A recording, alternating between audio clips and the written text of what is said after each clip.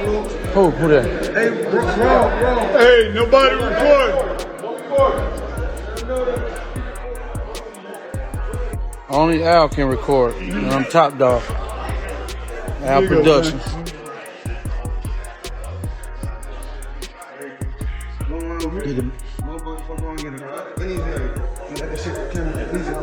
But we know what it's for us.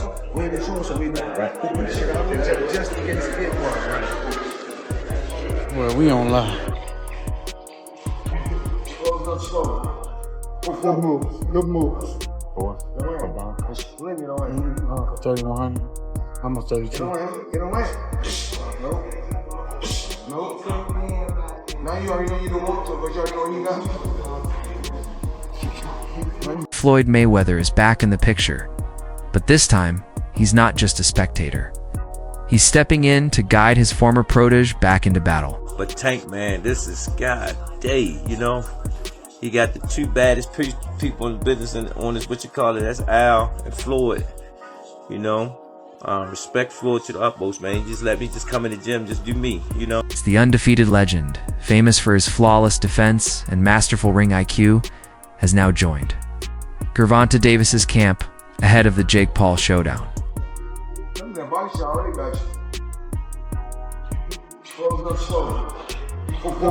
Good move. 3100. I'm a 32. Get on land. No. Now you already know you don't want to, but you already know you got. Tank vents out on social media. He's been through a lot, you know, throughout his life. So, but I take my hat off to him. I'm proud of him. Saturday night we had a game plan. Here's the twist. This reunion runs deep. Gervonta "Tank" Davis spent 7 years under Mayweather Promotions, from 2015 to 2022, becoming one of boxing's brightest stars.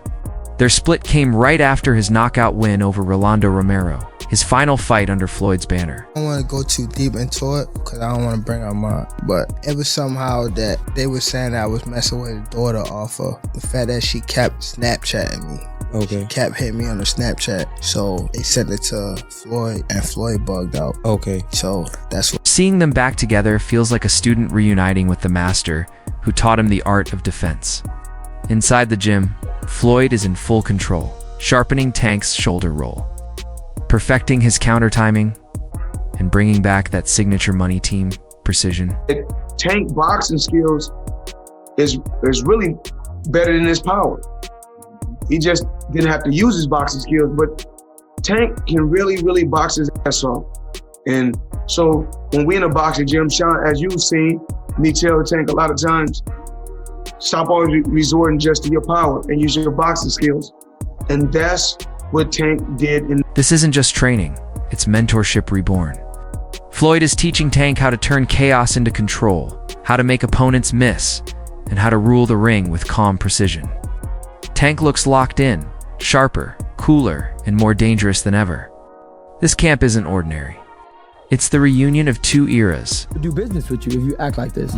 But it happens a lot in boxing, though, right? Oh yeah, because to it's be common in strategic. boxing, yeah. Floyd was telling him all these things. Floyd's given this counsel to Yes. Gervonta. Who do you think is telling him to do the rehydration clauses and not, putting all these stipulations on me? You can't do this, you can't do that. The ring needs to be this size. It's Davis Garcia. It's not. But all these things were all The master with the blueprint and the student built to perfect it. When Floyd Mayweather decides to train you again. It's not just about preparing for a fight, it's about becoming untouchable. And just when things couldn't get any more interesting, Robert Garcia jumps in, dropping truth bombs on the whole boxing scene. In his words, Tank's a beast, no doubt. But we never got the fights fans really wanted. I think Tank never gave us the fights that we really wanted, never really gave us those challenges. He never really challenged himself. He didn't give Rhodes that rematch, which he should have. Mayweather did it when he had a hard time with Maidana and Castillo. Right away, he did the rematches to prove everybody wrong, and look at what he did. He beat him. And honestly, Garcia's got a point. Fans have been waiting years for those legacy-defining fights, the Ryan rematch. the shocker showdown, the Loma Dream matchup. But instead, Tank's been signing autographs and sparring heavyweights for fun.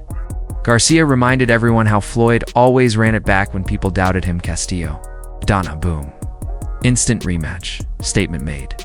Tank, on the other hand, just moved on like a man walking away from unfinished business. So Tank should have done the same. He didn't. That I could criticize.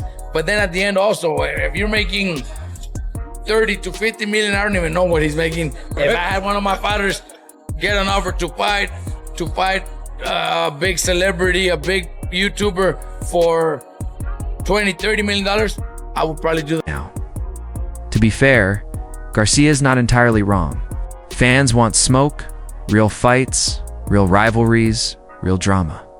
But then you see Tank reportedly pulling in around 50 million for an exhibition with Jake Paul.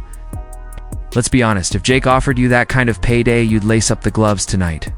That's what makes Garcia's take interesting. He doesn't like it, but he understands it. Because when Tank hangs up the gloves, the belts might collect dust. But that kind of money sets up generations. You know, it's boxing. At the end of his career, 20 years from now, nobody's gonna care how many belts he won or who he fought.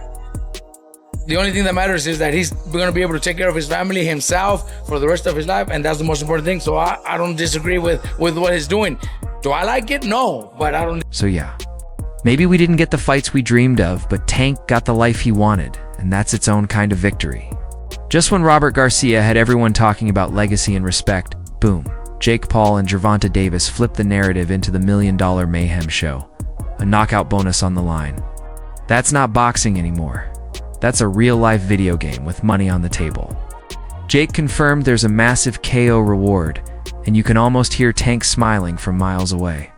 Put that kind of incentive in front of him, and every punch suddenly feels personal. The only reason it had to be an exhibition is just because of the weight. Yeah. But other than that, there's a winner. I don't know if I could say it, but there's like a big knockout bonus. A big knockout bonus. Okay. So if someone knocks the other one out, they're gonna get a big bonus. A bonus? A knockout bonus? Hold on. Let's go back and confirm a few things. So there will be a winner and a loser, unlike that Floyd Mayweather, Logan Paul. This isn't just about pride anymore. It's about who walks out of Atlanta. A few million richer and with bragging rights to match. 12-ounce gloves. Pro judges, real stakes. Call it an exhibition if you want. But that's basically a street fight with paperwork. And if Tank lands one of those signature left hands, Jake's influencer career might just freeze mid-live stream.